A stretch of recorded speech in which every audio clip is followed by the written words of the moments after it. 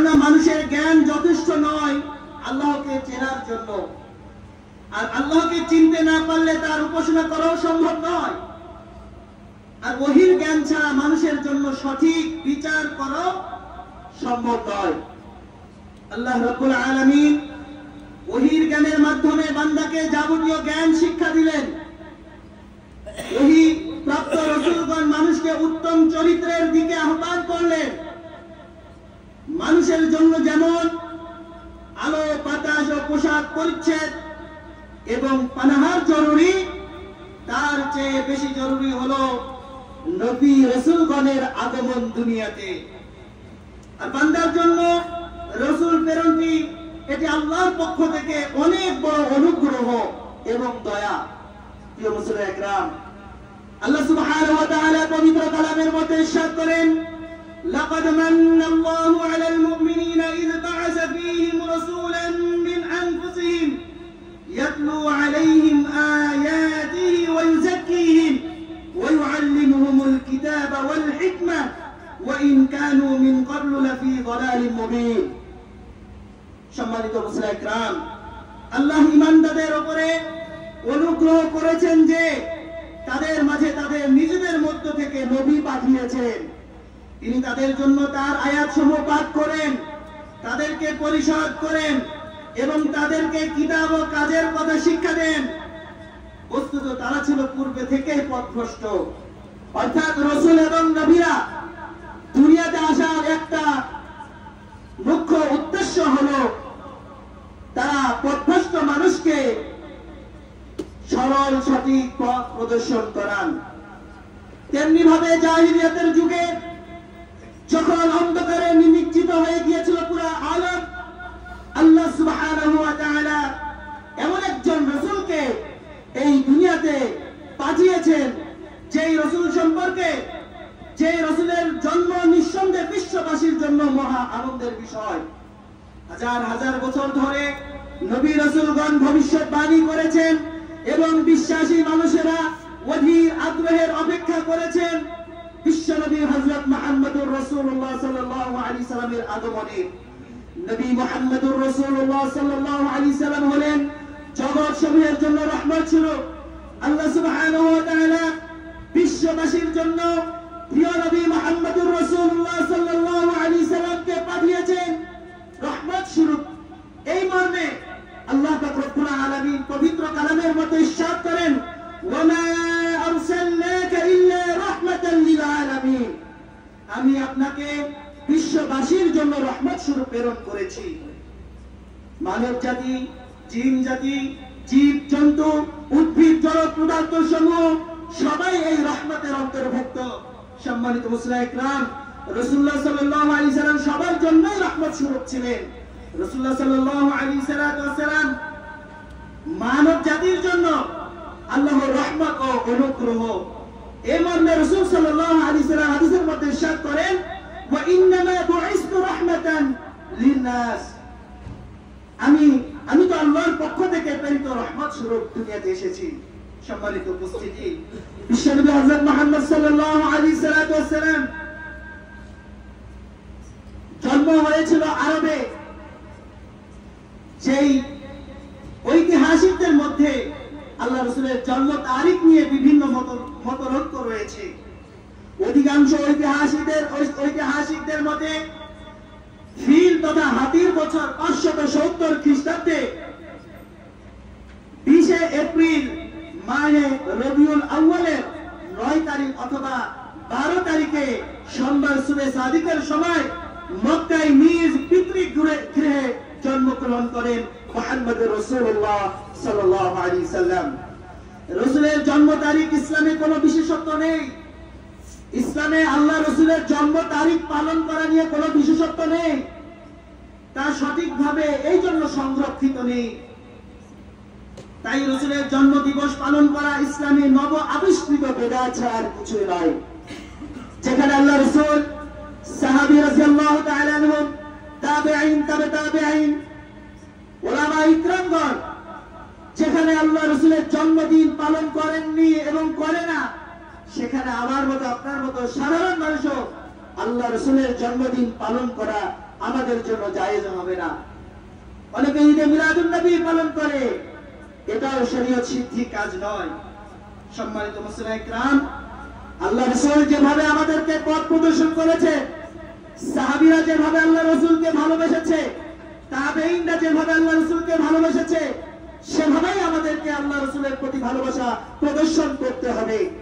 মহান আল্লাহ সুবহানাহু ওয়া তাআলা পবিত্র কালামের মধ্যে ইরশাদ করেন, কুল ইন কুনতুম তুহিব্বুনাল্লাহা ফাত্তাবিউনি ইউহিব্বুকুমুল্লাহু ওয়া ইয়াগফির লাকুম যুনুবাকুম ওয়াল্লাহু গফুরুর রহিম। সম্মানিত মুসলিম ইকরাম, আল্লাহ সুবহানাহু ওয়া তাআলা বলেন, যদি তোমরা আল্লাহকে ভালোবাসো তাহলে আল্লাহ রাসূলকে অনুসরণ করো, যাতে আল্লাহ ও তোমাদেরকে ভালোবাসেন এবং তোমাদের পাপ মার্জনা করেন। আর আল্লাহ হলেন ক্ষমাশীল ও দয়ালু। প্রিয় উপস্থিতি, বিশ্বনবী হযরত মুহাম্মদ রাসূলুল্লাহ সাল্লাল্লাহু আলাইহি সাল্লাম মক্কার কুরাইশ বংশের শ্রেষ্ঠ শাখা হাশিম গোত্রে জন্মগ্রহণ করেন। তার পিতার নাম ছিল আব্দুল্লাহ, মাতার নাম ছিল আমিনা, দাদার নাম ছিল আব্দুল মুতালিব, দাদির নাম ছিল ফাতিমা, নানার নাম ছিল ওয়াহাব, নানির নাম ছিল বাররা। দাদা হাশিম গোত্র এবং নানা জোহরা গোত্রে কুরাইশ বংশের দুই বৃহৎ ও সম্ভ্রান্ত গোত্র হিসেবে তখন প্রসিদ্ধ ছিল। আল্লাহ রাসূল সাল্লাল্লাহু আলাইহি সাল্লাম বলেন, বুইসতু মিন খায়রি কুরুনি বনি আদম কারনান ফাকারনান হাত্তা কুনতু মিনাল কারনিল্লাযী কুনতু ফি। আল্লাহ রাসূল সাল্লাল্লাহু আলাইহি সাল্লাম বলেন, আমি যুগ পরম্পরায় বনু আদমের শ্রেষ্ঠ যুগে প্রেরিত হয়েছি, অবশেষে আমি সেই যুগে এসেছি যে যুগে আমি রয়েছি। সম্মানিত উপস্থিতি, শিশু মুহাম্মদুর রাসূলুল্লাহ সাল্লাল্লাহু আলাইহি সাল্লাম জন্মের পূর্বে মায়ের গর্ভ থাকা অবস্থায় পিতা ইন্তেকাল করেন। শিশু মুহাম্মদুর রাসূলুল্লাহ সাল্লাল্লাহু আলাইহি সাল্লামের বয়স যখন 6 বছর, তখন আম্মা জান আমিনা আজওয়া নামক স্থানে ইন্তেকাল করেন। এভাবে মুহাম্মদুর রাসূলুল্লাহ সাল্লাল্লাহু আলাইহি সাল্লামের বয়স যখন 8 বছর, তখন দাদা জান আব্দুল মুতালিব যখন সংসারের মায়া কাটিয়ে পরপারে পাড়ি জমান। দাদা জান আব্দুল মুতালিবের পর বালক মুহাম্মদুর রাসূলুল্লাহ সাল্লাল্লাহু আলাইহি সাল্লাম চাচা জান আবু তালিবের আশ্রয়ে চলে আসেন। অতঃপর রাসূল সাল্লাল্লাহু আলাইহি সাল্লাম একেবারে ইতিম হয়ে যান। সে কথাই আল্লাহ রাব্বুল আলামিন সূরা দোহায় ইরশাদ করেন, আলাম ইয়াজিদকা ইয়াতীমান ফাআওয়া। অতঃপর চাচা আবু তালেব তাকে পিতৃ স্নেহ দিয়ে লালন পালন করেন আর তাকে জাহিলিয়াতের অপসংস্কৃতি হতে রক্ষা করে উত্তম চরিত্রের অধিকারী হিসেবে গড়ে তোলেন। আল্লাহ রাসূল সাল্লাল্লাহু আলাইহি সাল্লাম ছিলেন উত্তম ব্যবহারকারী, সত্যবাদিতা, আমানতদারিতা হিসেবে সকলের নিকট পরিচিত ছিল। শিশু মুহাম্মদুর রাসূলুল্লাহ সাল্লাল্লাহু আলাইহি সাল্লাম মাত্র 7 দিন আম্মা জান আমিনার দুধ পান করেন। অতঃপর আবু লাহাবের দাসী সুমাইয়া 8 দিন দুধ পান করান। এরপরে খাওলা বিনতে মুনজির তাকে দুধ পান করান। এরপর হালিমা সাদিয়া রাদিয়াল্লাহু তাআলা আনহা দীর্ঘদিন তাকে দুধ পান করান। এছাড়াও শিশু মুহাম্মদুর রাসূলুল্লাহ সাল্লাল্লাহু আলাইহি সাল্লাম আরো 3 জন মহিলার দুধ পান করেন। সম্মানিত উপস্থিতি, শিশু মুহাম্মদুর রাসূলুল্লাহ সাল্লাল্লাহু আলাইহি সাল্লামের ওপেন হার্ট সার্জারি হয় 4 বার। যখন বনু সাদ গোত্রে থাকা অবস্থায় একদা 2 জন ফেরেশতা শিশু মুহাম্মদুর রাসূলুল্লাহ সাল্লাল্লাহু আলাইহি সাল্লামের কাছে এলেন। তারা তার বুক চিরে হৃদপিণ্ড থেকে একটি রক্তের পিণ্ডি বের করে ফেলে দিলেন। এভাবে 4 বার তার সিনা চাপ করা হয়, ওপেন হার্ট সার্জারি করা হয়। প্রথমবার 4 বছর বয়সে, দ্বিতীয়বার 10 বছর বয়সে, তৃতীয়বার 40 বছর বয়সে, চতুর্থবার 51 বছর বয়সে আল্লাহ রাসূল সাল্লাল্লাহু আলাইহি সাল্লামের ওপেন হার্ট সার্জারি হয়। কিশোর মুহাম্মদুর রাসূলুল্লাহ সাল্লাল্লাহু আলাইহি সাল্লাম সর্বপ্রথম বিদেশ ভ্রমণ বা ব্যবসার কাজে গমন করা। মুহাম্মদুর রাসূলুল্লাহ সাল্লাল্লাহু আলাইহি সাল্লাম যখন 10 বা 12 বছরের বয়স, তখন চাচার সাথে ব্যবসা উপলক্ষে তিনি সর্বপ্রথম সিরিয়া বুসরা নামক শহরে গমন করেন। সেখানে জিরজিস নামক ওরফে তাহিরা নামক জনৈক দূরদৃষ্টি সম্পন্ন রাহে তথা খ্রিস্টান পাদ্রীর সাথে সাক্ষাৎ হলে তিনি মক্কার কাফেলাকে আন্তরিক অতিথিয়তার সাথে আপ্যায়ন করেন এবং কিশোর মুহাম্মদুর রাসূলুল্লাহ সাল্লাল্লাহু আলাইহি সাল্লামের হাত ধরে কাফেলার নেতা আবু তালেবকে বলেন, হাযা সাইয়্যিদুল আলামিন, হাযা ইয়াবআসুল্লাহু রাহমাতুল লিল আলামিন। এই বালক বিশ্ব জাহানের নেতা, একে আল্লাহ বিশ্ববাসীর জন্য রহমত হিসাবে প্রেরণ করেছেন। আবু তালেব বলেন, কিভাবে আপনি একথা বুঝলেন? তিনি বলেন, গিরিপথের অপর প্রান্ত থেকে যখন আপনাদের কাফেলা দৃষ্টিগোচর হচ্ছিল, তখন আমি খেয়াল করলাম যে সেখানে এমন কোন প্রস্তর খণ্ড বা বৃক্ষ ছিল না যে এই বালকের প্রতি সিজদায় পতিত হয়নি। সুবহানাল্লাহ। আর নবী ব্যতীত এরা কাউকে সিজদা করে না। তাছাড়া মেঘ তাকে ছায়া করছিল, গাছ তার প্রতি নুয়ে পড়ছিল। অতএব হে আবু তালেব, আপনি অতি সত্তর একে মক্কায় পাঠিয়ে দিন, নইলে ইহুদিরা জানতে পারলে তাকে মেরে ফেলবে। অতঃপর চাচা আবু তালেব গোলামের সাথে মক্কায় বিশ্বনবী হযরত মুহাম্মদ রাসূলুল্লাহ সাল্লাল্লাহু আলাইহি সাল্লামকে পাঠিয়ে দেন। বিশ্বনবী হযরত মুহাম্মদ রাসূলুল্লাহ সাল্লাল্লাহু আলাইহি সাল্লাম আরবের বুকে শান্তি প্রতিষ্ঠা করার জন্য হিলফুল ফুজুল নামে একটি সংগঠন সংগঠিত করেন। কিশোর মুহাম্মদ রাসূলুল্লাহ সাল্লাল্লাহু আলাইহি সাল্লামের বয়স যখন 15 কিংবা 16 বছর বা আরো কম, তখন চাচা জুবাইর ও কয়েকজন যুবকের সঙ্গে নিয়ে অসহায় মুসলিম মানুষের সাহায্যার্থে এবং ভ্রাতৃত্ববোধ প্রতিষ্ঠার দৃঢ় অঙ্গীকার নিয়ে হিলফুল ফুজুল নামক একটি সংগঠন, সেবামূলক সংগঠন গড়ে তোলেন। হিলফুল ফুজুলের মূল চুক্তিগুলো ছিল, আমরা সমাজ থেকে অশান্তি দূর করব, মুসাফিরদের হেফাজত করব, দুর্বল ও গরিবদের সাহায্য করব, জালেমদের প্রতিরোধ করব। রাসূল সাল্লাল্লাহু আলাইহি সাল্লাম বলেন, আমি আমার চাচাদের সঙ্গে হিলফুল ফুজুলে অংশগ্রহণ করি, তখন আমি বালক ছিলাম। অতএব আমি মূল্যবান লাখ উটের বিনিময়ে উক্ত চুক্তি ভঙ্গ করতে রাজি নয়।